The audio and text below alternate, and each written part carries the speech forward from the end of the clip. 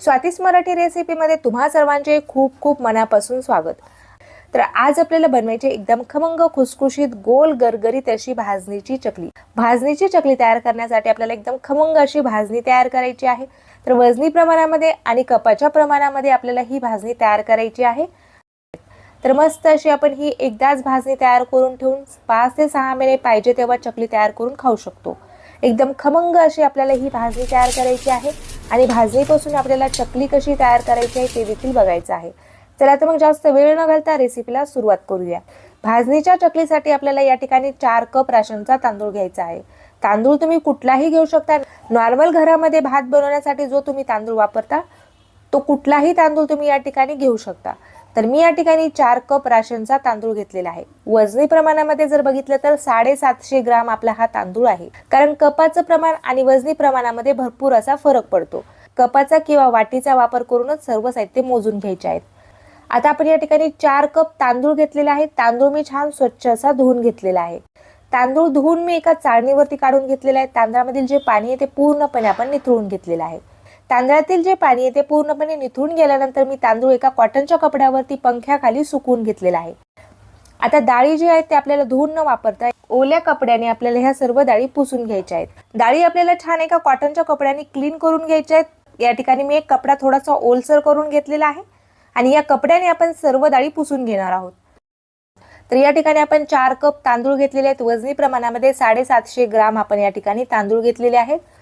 1 cup आपण या ठिकाणी चणा डाळ घेतलेली आहे। वजनी प्रमाणामध्ये आपण 200 ग्राम चणा डाळ घेतलेली आहे। अर्धा कप आपण या ठिकाणी उडदाची डाळ घेतलेली आहे। वजनी प्रमाणामध्ये 100 ग्राम आपण या ठिकाणी उडदाची डाळ घेतलेली आहे। अर्धा कप आपण या ठिकाणी मुगाची डाळ घेतलेली आहे। वजनी प्रमाणामध्ये 100 ग्राम आपण या ठिकाणी मुगाची डाळ घेतलेली आहे। अर्धा कप आपण या ठिकाणी पोहे घेतलेले आहेत। वजनी प्रमाणामध्ये 50 ग्राम आपण या ठिकाणी पोहे घेतलेले आहेत। अर्धी वाटी आपण या ठिकाणी धने घेतलेले आहेत। वजनी प्रमाणामध्ये आपण 20 ग्राम धने घेतलेले आहेत। अर्धी वाटी आपण या ठिकाणी जिरे घेतलेले आहेत। वजनी प्रमाणामध्ये आपण 20 ग्राम जिरे घेतलेले आहेत। आता हे सर्व साहित्य आपल्याला छान एक एक करून भाजून घ्यायचे आहेत आणि भाजणी आपल्याला छान खमंग आणि खुसखुशीत अशी भाजून घ्यायची आहे।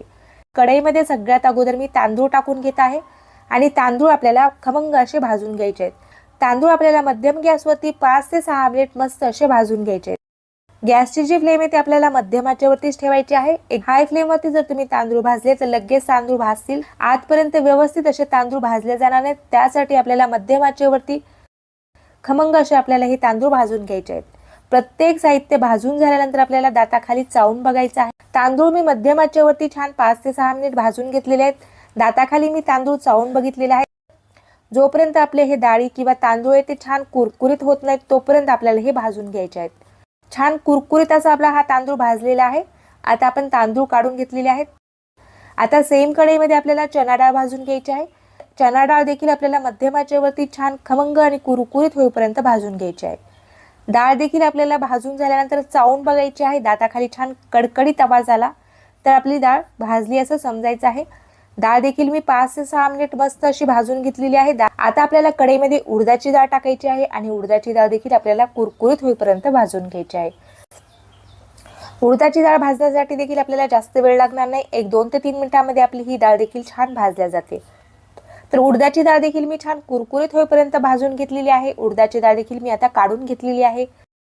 आता आपल्याला या ठिकाणी मुगाची डाळ भाजून घ्यायची आहे।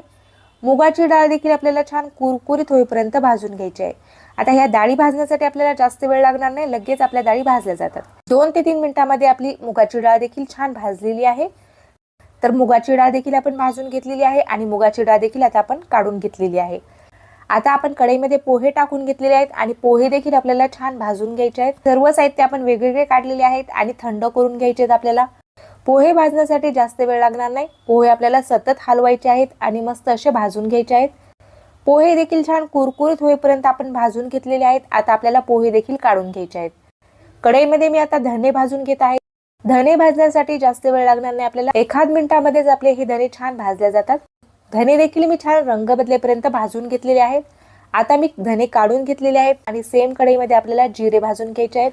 जिरे भाजण्यासाठी देखील जास्त वेळ लागणार नाही, जिरे आपले लगेच भाजले जातात। जिरे देखील भाजून घेतलेले आहेत मी आणि जिरे देखील आपण काढून घेतलेले आहेत। सर्व साहित्य भाजून मी वेगवेगळे काढलेले आहेत आता आपण सर्व साहित्य थंड करून घेतलेले आहेत। एकाच मोठ्या ताटामध्ये आपल्याला हे सर्व साहित्य एकत्रित मिक्स करून घ्यायचे आहेत। आपली जी चकलीची भाजणी आहे ती तयार झालेली आहे। आता हे सर्व साहित्य आपल्याला एकत्रित मिक्स करून घ्यायचे आहे। आता ही भाजणी आपल्याला गिरणीवरती छान बारीक अशी दळून आणायची आहे। तर गिरणीवरती मी ही भाजणी दळून आणलेली आहे। बघू शकता तुम्ही अशा पद्धतीने आपण ही भाजणी दळून तयार करून घेतलेली आहे। भाकरीसाठी आपण ज्या पद्धतीचं पीठ दळून आणतो तशाच पद्धतीची भाजणी आपल्याला दळून आणायची गिरणीवरून। सर्व भाजणी मी गिरणीवरती दळून आणलेली आहे। बघू शकता तुम्ही मस्त यामधून खुशबू येत आहे। यामध्ये आपण जिरे टाकलेले आहेत, धने टाकलेले आहेत। मस्त अशा आपल्या भाजणीमधून छान खुशबू येत आहे। तयार केलेली ही भाजणी तुम्ही एखाद्या डब्यामध्ये ठेवून 4 ते 5 महिने वापरू शकता। अजिबात खराब होत नाही। जेव्हा हवं तेव्हा तुम्ही याच्या चकल्या तयार करून खाऊ शकता किंवा याचे थालीपीठ देखील तुम्ही तयार करून खाऊ शकता। एकदम खमंग अशी आपली ही भाजणी तयार झालेली आहे। मस्त हवाबंद डब्यामध्ये तुम्ही ही भाजणी 6 महिने देखील स्टोअर करून ठेवू शकता। आता आपल्याला चकली तयार करायची आहे। चकली तयार करण्यासाठी आपल्याला मस्त अशी याची उकड काढून घ्यायची आहे। तर एवढी भाजणी मी या ठिकाणी वापरणार नाहीये। यामधील मी 3 कप भाजणीचाच वापर करणार आहे। ज्या कपाने किंवा ज्या वाटीने आपण भाजणी काढून घेतलेली आहे त्याच वाटीने किंवा त्याच कपाने आपल्याला पाणी देखील मोजून वापरायचं आहे। गॅसवरती मी कढई ठेवलेली आहे आणि 3 कप मी भाजणी साईडला काढलेली आहे। त्याच कपाने मी 3 कप पाणी कढईमध्ये टाकून घेतलेलं आहे। यामध्ये आपल्याला आता चकलीसाठी लागणारे सर्व मसाले टाकून घ्यायचे आहेत। यामध्ये मी 3 मोठे चमचे तीळ टाकत आहे। अर्धा चमचा आपल्याला या ठिकाणी ओवा टाकायचा आहे। ओवा थोडासा मी हातावरती चोळून यामध्ये टाकून घेत आहे। त्यामुळे ओव्याचं जे फ्लेवर आहे ते आपल्या चकलीला छान लागतं। तर हातावरती चोळून मी या ठिकाणी अर्धा चमचा ओवा टाकून घेतलेला आहे। चवीपुरतं आपण यामध्ये मीठ टाकून घेतलेलं आहे। अर्धा चमचा आपल्याला यामध्ये लाल तिखट टाकून घ्यायचं आहे। पाव चमचा आपल्याला यामध्ये हळद टाकायची आहे। हळद आपल्याला कमी टाकायची आहे। हळद जर चकलीमध्ये जास्त झाली तर आपल्या चकलीचा रंग थोडासा काळा दिसू शकतो। त्यामुळे आपण हळद थोडीशीच टाकलेली आहे। अगदी थोडंसं आपण यामध्ये पाव चमचाभर हिंग टाकून घेतलेला आहे। हिंगामुळे आपल्या चकलीला खूप मस्त अशी चव येते। आता यामध्ये आपल्याला 3 चमचे तेल टाकून घ्यायचं आहे। तेल मी गरम न करता साधंच टाकत आहे। तर 3 कप भाजणीसाठी मी 3 चमचे तेल या ठिकाणी टाकून घेतलेले आहे। तेलाचं मोहन एकदम परफेक्ट आणि अचूक पडल्यावरच आपली चकली एकदम छान परफेक्ट अशी तयार होते। त्यामुळे आपल्याला तेलाचं जे प्रमाण आहे ते एकदम अचूक वापरायचं। आता आपण सर्व साहित्य छान असे मिक्स करून घेतलेले आहेत। पाण्याला छान अशी आपल्याला उकळी येऊ द्यायची आहे आणि नंतर आपल्याला यामध्ये 3 कप भाजणी टाकून घ्यायची आहे। पाण्याला छान उकळी आलेली आहे। यामध्ये मी 3 कप भाजणी टाकून घेणार आहे। 3 कप भाजणी आपल्याला लागोपाठ लगेच टाकून घ्यायची आहे। आता आपल्याला उलथण्याच्या पाठीमागच्या बाजूने ही भाजणी छान अशी मिक्स करून घ्यायची आहे। बघू शकता तुम्ही अशा पद्धतीने आपण पाण्यामध्ये ही भाजणी छान अशी मिक्स करून घेतलेली आहे। आता यावरती आपल्याला झाकण ठेवून 15 मिनिट याला छान असं वाफवून घ्यायचं आहे। आता मी गॅस बंद केलेला आहे।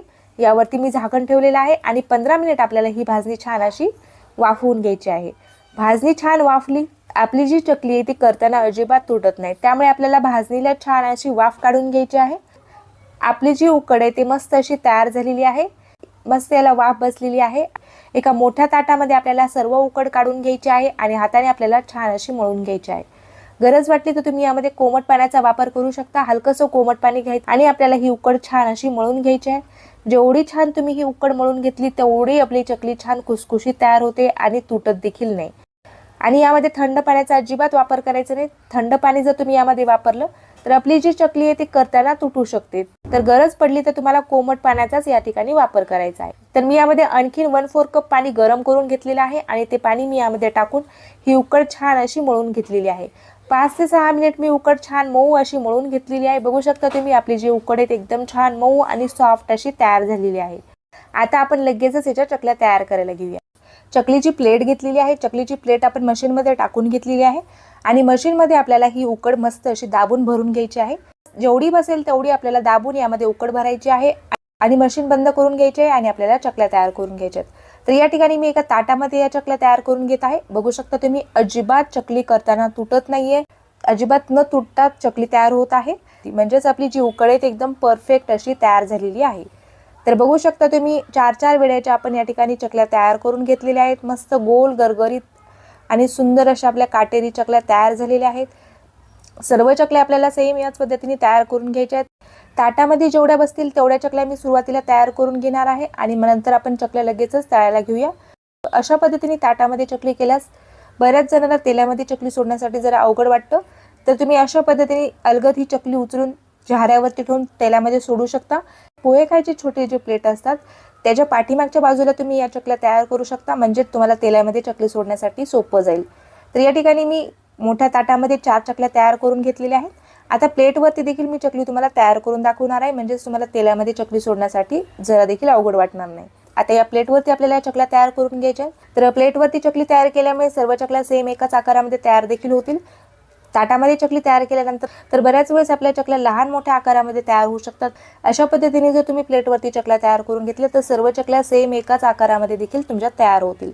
आणि दुसऱ्या प्लेटवरती देखील आपल्याला चकली तयार करून घ्यायची आहे। प्लेट उचलून आपण अलगद ही चकली तेलामध्ये सोडून घेऊ शकतो, त्यामुळे आपली चकली तुटणार नाही किंवा तेल आपल्या अंगावरती उडण्याची देखील आपल्याला भीती राहणार नाही। तर आपल्याला लगेचच चकल्या तळून घ्यायच्या आहेत। तेल आपल्याला मीडियम गॅसवरती गरम करून घ्यायचं आहे। तेल एकदम जास्त कडक देखील आपल्याला तापून घ्यायचं नाही किंवा एकदम कमी देखील तापवायचं नाही आहे। तर तेल छान तापलेलं असेल तरच आपली चकली छान खुसखुशीत अशी तयार होते। तेल तापले आहे की नाही आपल्याला सुरुवातीला चेक करून घ्यायचं आहे। तर तेलामध्ये मी थोडासा चकलीचा एक तुकडा टाकून घेतलेला आहे। चकलीचा जो तुकडा आहे तो छान तळत आहे। चकली तळताना आपल्याला थोडीशी पसरट बुडाची कढई घ्यायची आहे, त्यामुळे आपण एका वेळेला 2 ते 3 चकल्या सोबत तळू शकतो। अजिबात एकमेकांवरती चकल्या पडणार नाहीत आणि तुटणार देखील नाहीत। तर अशा पद्धतीने मी थोडीशी पसरट आणि जाड बुडाची कढई घेतलेली आहे। कढईमध्ये मी 3 चकल्या सोडून घेतलेल्या आहेत आणि मस्त अशा आपल्याला या चकल्या तळून घ्यायच्या आहेत। चकली तेलामध्ये सोडल्या आपल्याला अजिबात चमचा किंवा झाऱ्यानं लावता यायला सुरुवातीला असंच तळू द्यायचं आहे। तेलाचा फेस कमी झाला की आपल्याला ही चकली पलटी करून घ्यायची आहे आणि चकलीची आपल्याला दुसरी बाजू देखील तळून घ्यायची आहे। झाऱ्यावरती मी चकली ठेवून तेलामध्ये सोडून घेतलेली आहे, त्यामुळे आपल्या हातावरती तेल उडण्याची भीती नाहीये आणि चकली आपली तुटण्याची देखील भीती नाहीये। मस्त अलटी पलटी करत रंग बदलेपर्यंत कुरकुरीत होईपर्यंत आपल्याला या चकल्या तळून घ्यायच्या आहेत। चकली छान खुसखुशीत होईपर्यंत आपल्याला तळायची आहे। चकली जर कमी तळल्या गेली तर आपली चकली नंतर नरम पडू शकते। चकलीच्या वरील जे तेलाचा फेस आहे ते पूर्णपणे कमी होईपर्यंत आपल्याला ही चकली तळून घ्यायची आहे। तर बऱ्याच वेळेस आपल्या लक्षात येत नाही की चकली तळली की नाही तळली। चकलीवरील तेलाचा जो फेस आहे तो पूर्णपणे कमी झाला की समजायचं आपली चकली छान अशी तळलेली आहे। तर अलटी पलटी करत रंग बदलेपर्यंत आणि कुरकुरीत होईपर्यंत मी ही चकली तळून घेतलेली आहे। बघू शकता अजिबात तुटली नाही किंवा तेलामध्ये विरघळली नाही। मस्त अशी आपली ही चकली तयार झालेली आहे। आपल्या चकलीला रंग देखील एकदम छान आलेला आहे। मस्त अशी आपली ही चकली तळलेली आहे। अजिबात तेलकट न होणारी मस्त खुसखुशीत अशी आपली ही चकली तयार झालेली आहे। आता बाकीच्या चकल्या देखील आपल्याला सेम याच पद्धतीने तळून घ्यायच्या आहेत। तेलामध्ये मी आणखीन 2 चकल्या सोडून घेतलेल्या आहेत। या चकल्या देखील आपल्याला मस्त अशा तळून घ्यायच्या आहेत। रंग बदलेपर्यंत चकली छान कुरकुरीत होईपर्यंत आपल्याला चकली तळून घ्यायची आहे। तर बघू शकता मस्त गोल गरगरीत आणि काटेरी आपली ही चकली तयार झालेली आहे। बाकीच्या सर्व चकल्या सेम याच पद्धतीने मी तळून घेणार आहे। आता या चकल्या देखील आपण छान तळून घेतलेल्या आहेत। चकलीवरील तेलाचा जो फेस आहे तो देखील मस्त असा कमी झालेला आहे। आपल्या दुसऱ्या देखील चकल्या छान तळलेल्या आहेत। या चकल्या देखील आपल्याला काढून घ्यायच्या आणि झाऱ्यावरती काढायच्या आहेत, म्हणजे यामध्ये काही एक्स्ट्रा तेल गेलं असेल ते पूर्णपणे निथळून जाईल। तर अजिबात तेलकट नसलेली आणि मस्त खुसखुशीत अशी आपली ही काटेरी चकली तयार झालेली आहे। सर्व चकल्या मी या ठिकाणी तळून घेतलेल्या आहेत। बघू शकता मस्त रंग आलेला आहे चकलीला। यामध्ये टाकलेले जे तीळ आहेत ते देखील छान दिसत आहेत। अजिबात तेलकट नसलेली खुसखुशीत अशी आपली ही चकली तयार झालेली आहे। तर तुम्हाला आजची ही रेसिपी कशी वाटली ते मला नक्कीच कमेंट करून कळवा। व्हिडिओ जर आवडला असेल तर व्हिडिओला लाईक करा। अशाच नवनवीन रेसिपी बघण्यासाठी चॅनलला सबस्क्राईब केले नसेल तर प्लीज चॅनलला सबस्क्राईब करा। भेटूयात अशाच एखाद्या छानशा आणि नवीन रेसिपी सोबत। तोपर्यंत धन्यवाद।